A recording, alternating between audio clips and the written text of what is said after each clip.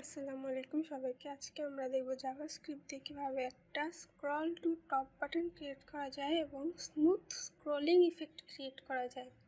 So এখানে দেখেন আমি একটা বক্স নিছি, বক্সের মধ্যে কিছু টাইটেল লিখছি এবং এখানে আমাদের কিছু কন্টেন্ট নিছি, প্যারাগ্রাফ, ইমেজেস, এরকম কিছু কন্টেন্ট নিছি আর আমাদের ফুটার। সো আমাদের ডিজাইনটা কি, যে আমাদের ডিজাইন সো সিম্পল একটা ডিজাইন ক্রিয়েট করছি। এখন আমরা এখানে একটা বাটন ক্রিয়েট করবো, যে বাটনে ক্লিক করলে সে কী করবে, স্ক্রল হবে উপরে। সো আমি এখানে একটা বাটন নেই,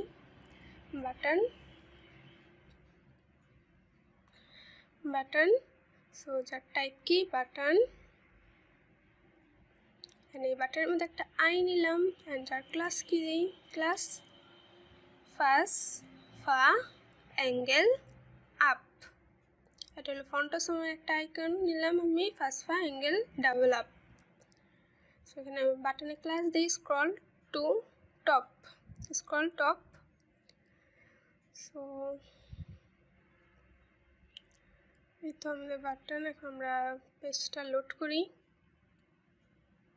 সো এই দেখেন আমাদের বাটন। এখন আমরা একটু স্টাইল করে নিই বাটনটা। সো এই যে আমাদের যে বাটনটা আছে, এই বাটনটা কী করলাম আমি, স্ক্রল টপ যে বাটনটা আছে এখানে কী করবো, উইথ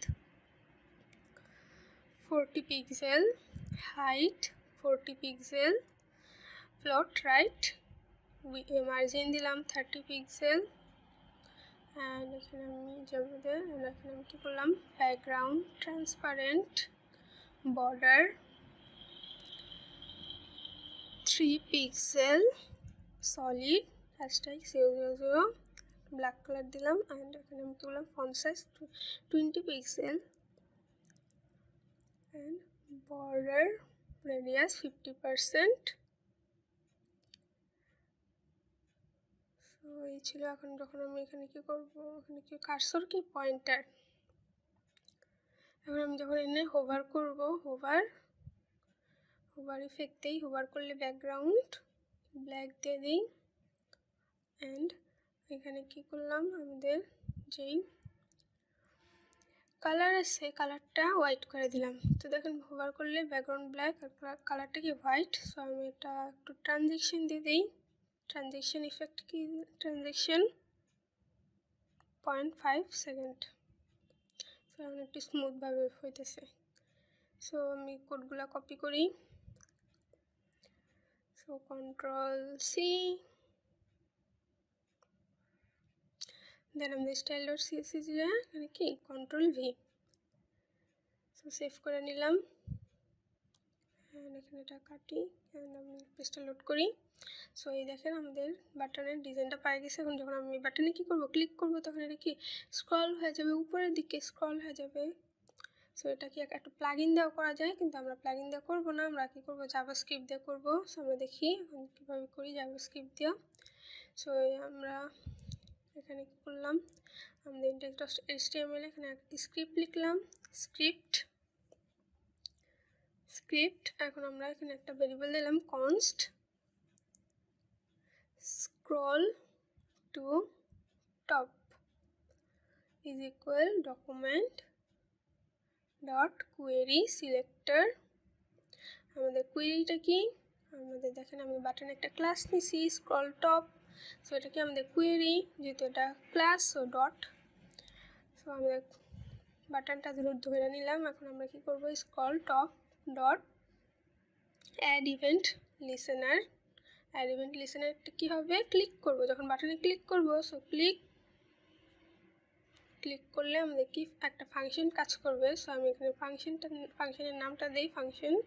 সো এখানে কি স্মুথ স্ক্রল, এই ফাংশনটা কি করবে, যখন আমি বাটনে ক্লিক করব তখন এই ফাংশনটা কাজ করবে। সো আমি ফাংশনটা দিই ফাংশন স্মুথ স্ক্রল, যে ফাংশনটা আছে এর ভিতরে আমাদের এখন কোডগুলো হবে। So window dot scroll top